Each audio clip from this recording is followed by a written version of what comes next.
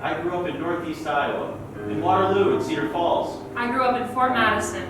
I grew up in Mount Pleasant. I grew up in Marion. Joaquin. Schleswig. Iowa City. I grew up in Lisbon, North Dakota, about an hour from Fargo. I grew up in Evans, Utah. I grew up in Cicero, Illinois. I grew up mainly in California, but also Michigan and Louisiana. I was born in Mexico and migrated to this country when I was 6 years old. We lived in the suburbs of Chicago. I grew up in Wheeling. I grew up in Mount Prospect. I grew up in Prospect Heights. I grew up in Palatine. I grew up wherever my parents moved us to.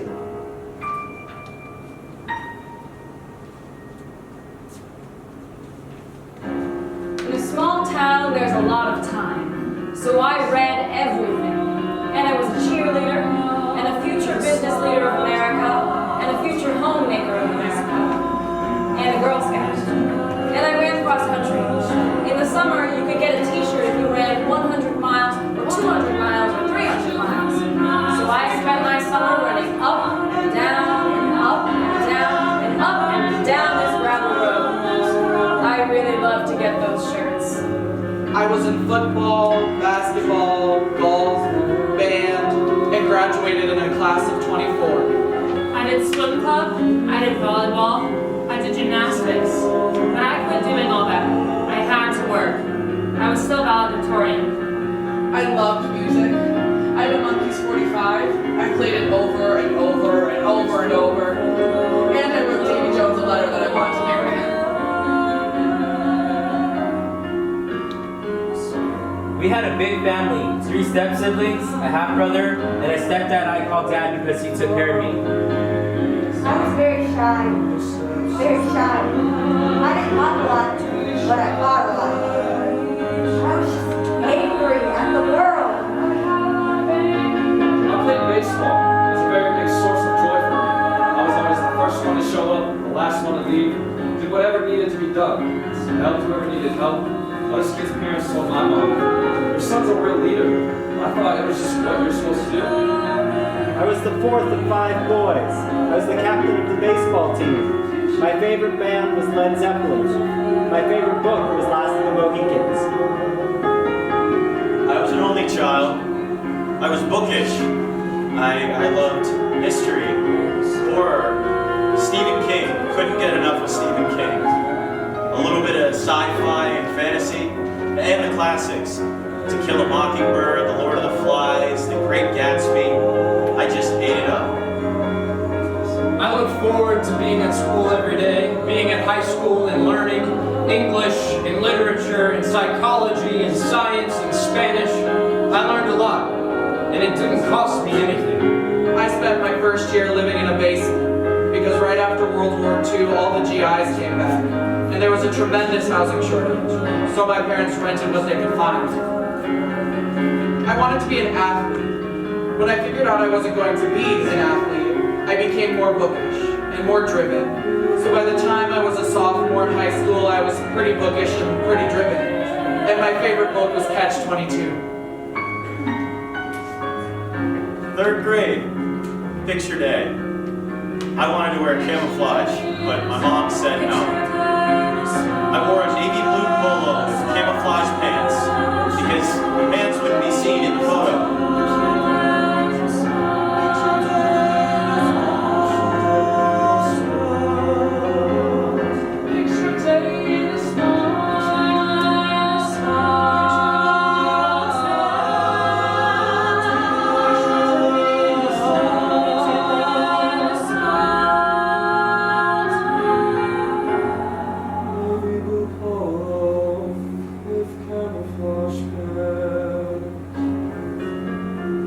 But I knew they were there.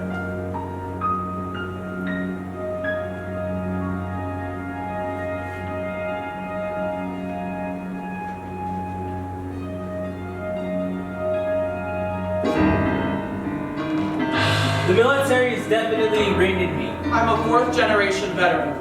My grandfathers were in the Navy. My grandmother was a Marine. My grandfather was drafted, but was never sent anywhere.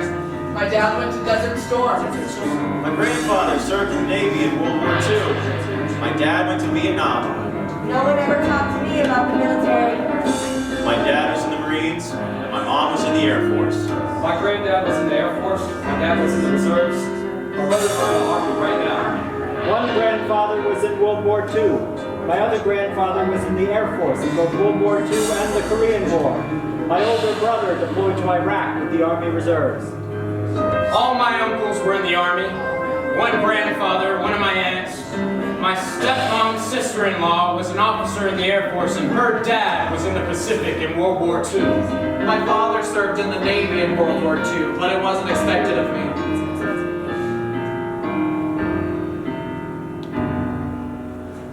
The military is ingrained in me. I wanted to go into the military and I wanted to go to college. The Naval Academy is both. I signed up between my junior and senior year. I turned 18, I graduated, and 3 days later I was shipped out. We didn't have money for college. I told my mom I wanted to join the Marines. She said, "You're not strong enough. You're never going to make it." I said, "Tell me more."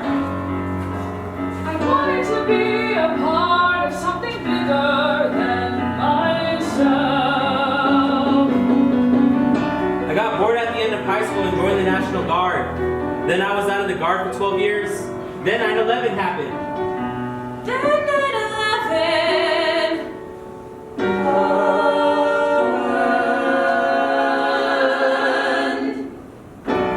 I was always interested in the military. I was removed from my home. I dropped out of school. And one day I got in my car and I cried and drove and cried and drove and ended up in front of a recruiting station. It was a godsend. We have a lot of freedoms that other countries don't. I wanted to find my own way to get back. I had to get out, make a change, and find myself. I was a store manager at Walgreens. Hated it. Absolutely hated it.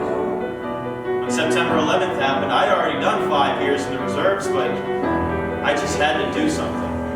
I was 17 and my mom wouldn't sign the paper for me to join the Marines. I asked my dad and he said, "Yeah, sure." It was August 1969. I could either enlist or be drafted. I joined the Army. I joined the Navy. I joined the Air Force. I joined the Marines. I joined the National Guard. And I have stories.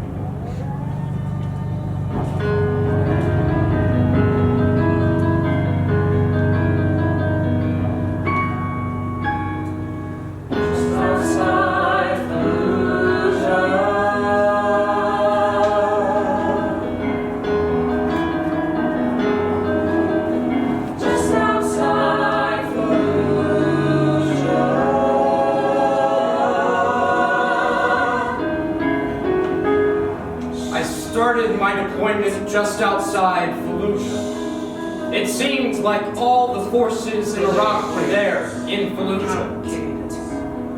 Special forces, infantry battalions, Marine Corps, Army units, air support, fighter jets, Spectre gunships, tanks, tracked vehicles, Humvees, artillery and mortars, and there were missiles being launched from naval ships.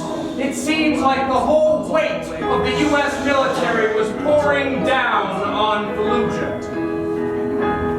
I was working at the detainee facility, which was right next to Bravo Surgical, which was where the most severely living injured were brought. Flying in on the back of Humvees, torn up and medevaced in helicopters were operated on right there. Right there. Right there. How many lived? How many died? How many died? I don't know. But I was there for 7 months. 7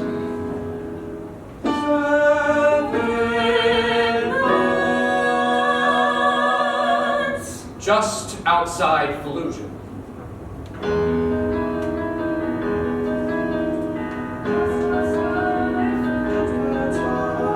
Just outside Fallujah.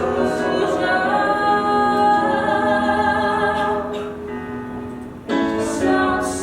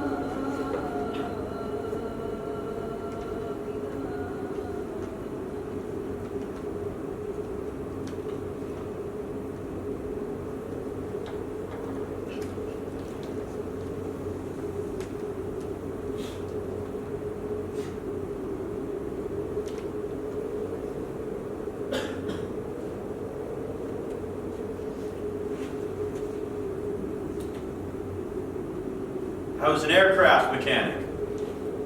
They say it takes a guy with a high school degree to fix what a guy with a college degree breaks.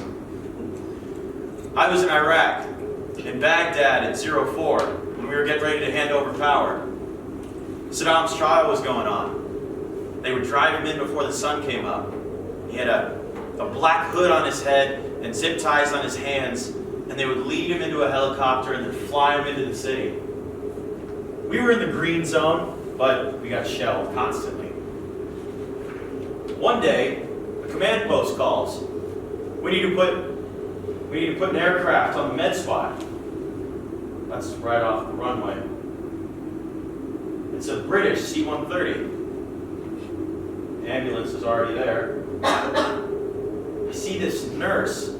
She's got this big, clear bag full of these clean, white bandages. She goes up on the plane. After about 10 minutes, I see mortuary fares roll up, and she comes back off. That bag she had, you couldn't see the bandages anymore. There was no white anymore. They were covered in blood.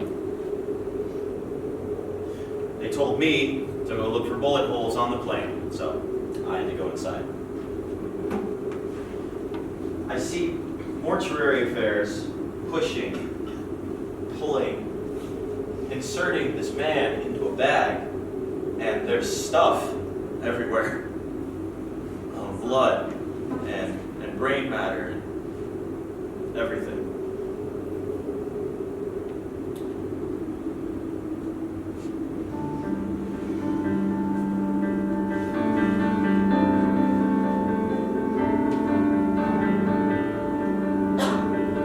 Found one bullet hole on that entire aircraft.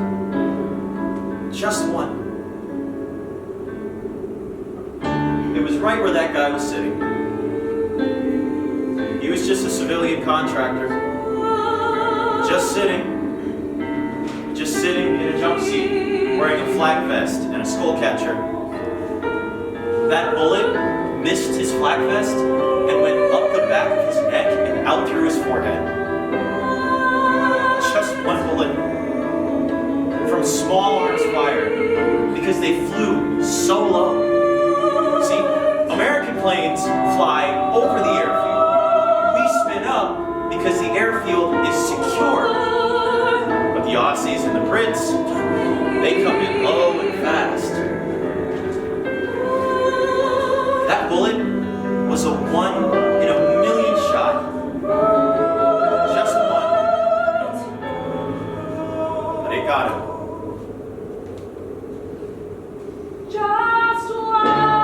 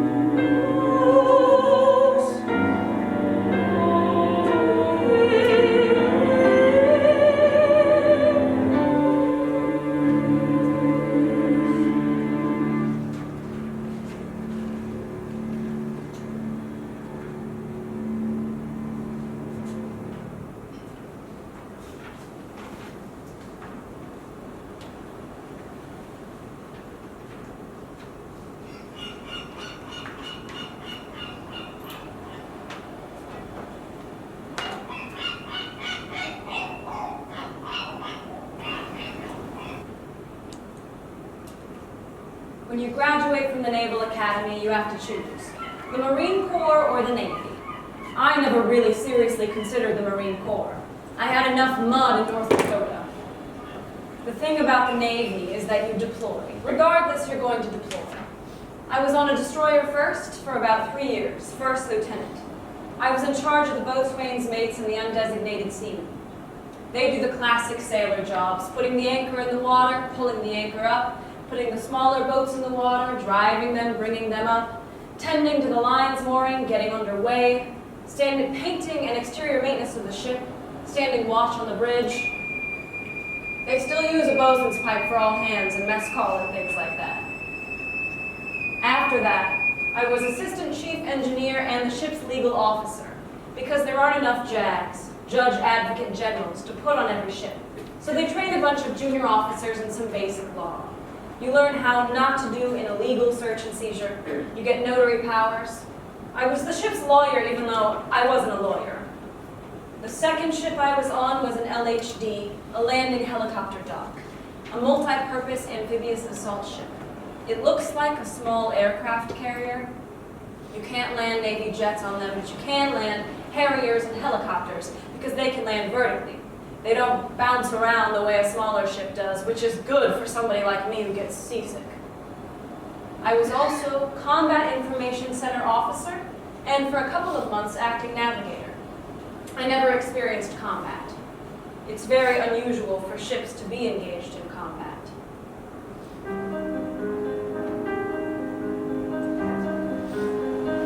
But once I was in charge of navigating through the Strait of Malacca. And that was probably the most harrowing thing for me. The Strait of Malacca is only 2 or 3 miles wide. It's one of the busiest waterways in the world, maybe the busiest. We were going through at night, ships everywhere, smaller fishing boats darting in between the bigger ships. It's really, really tight. Some ships, trying to avoid somebody, just keep turning and turning and turning and end up sideways.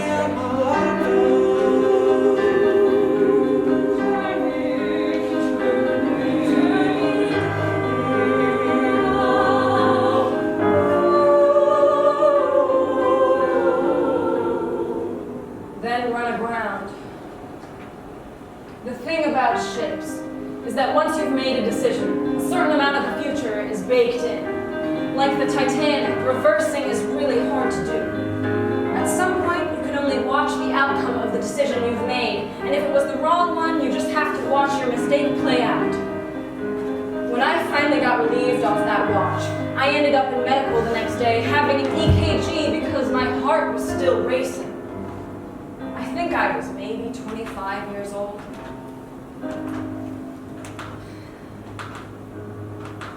But it wasn't all stressful. Magical things happen sometimes. Once, when we were on one of my ships in the Middle East, on the ocean, I was on the bridge with the big glass windows so you can see all around. And suddenly, there was this flight of dragonflies. Dragonflies everywhere. Every single thing that stuck out of the ship covered in dragonflies. And we were zooming along 15 or 20 knots, and I could see their little faces. They were hanging on for dear life. And then it started raining. Just out of the blue, coming up in the desert. We got this heavy rain, to the